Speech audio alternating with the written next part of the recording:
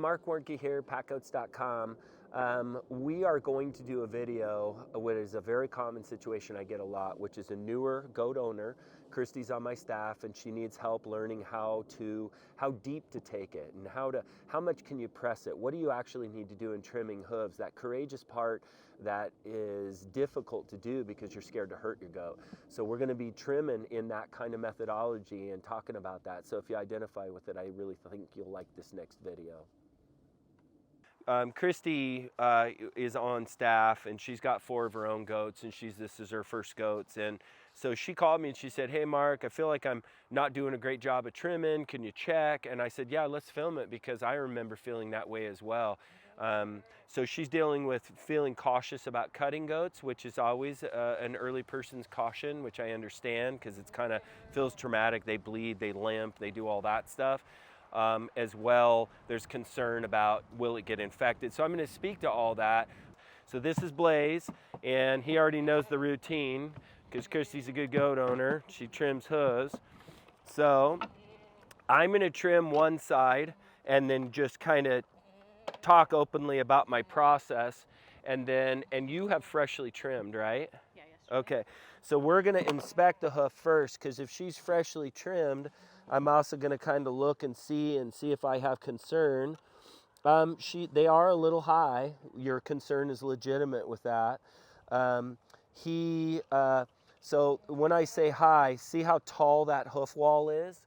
And what will happen is if you keep letting that hoof wall, because you're scared to cut them, get too long, it loses its ability it loses its integrity. So that hoof wall will basically begin to shift, and you'll get funkiness in the hoof. And the problem is the quick actually is blood filled, and it'll continue to grow and fill with vascularity. So now we actually have to be willing to cut back and risk bleeding to get that quick to come back up to a natural place.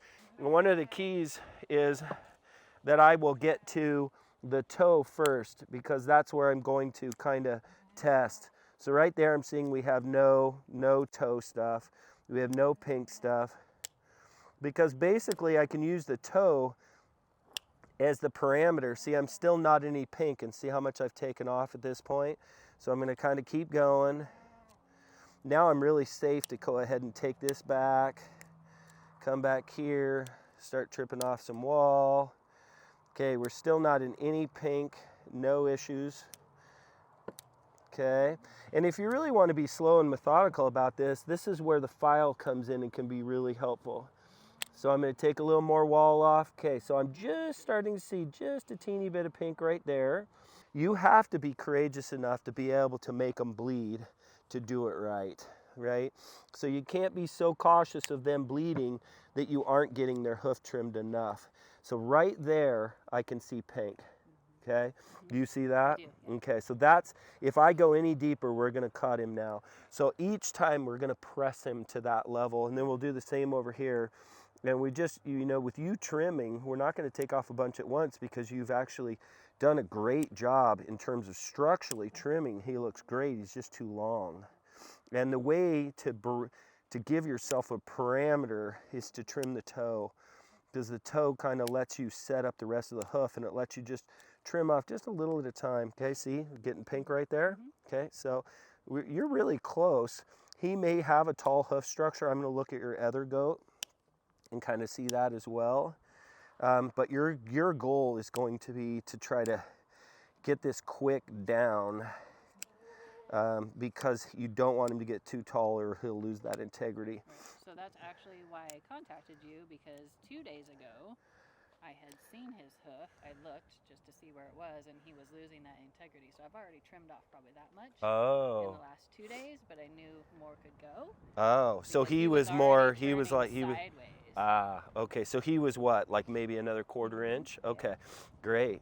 Well, good courage to do that. It does take that. I mean, you really it's like, I think I can. You want to have a go at it? Oh, sure. Okay. Nice. Perfect. And yep. You're just right there. You did good.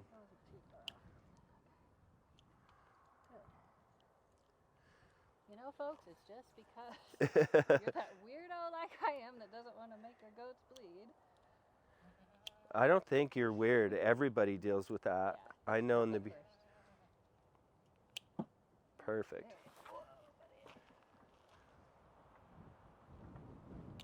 Nice.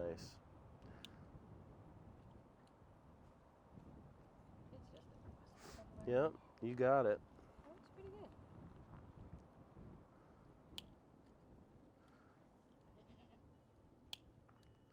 Yep, good, perfect. Good, nice job. So let's call it good at that because you did great there. And you can see she just, again, went through the process of the toast. So Christie, I know that feels like you're unique and you're not. Everybody deals with it, including me. So you did super good. You're very diligent. And so. Thank you. Mm-hmm. There's apprehension, right? We don't want to hurt our animals, and we have to make sure structurally that they're sound. So yeah. thank you. Yeah, you're welcome. Feel better now. Good, good.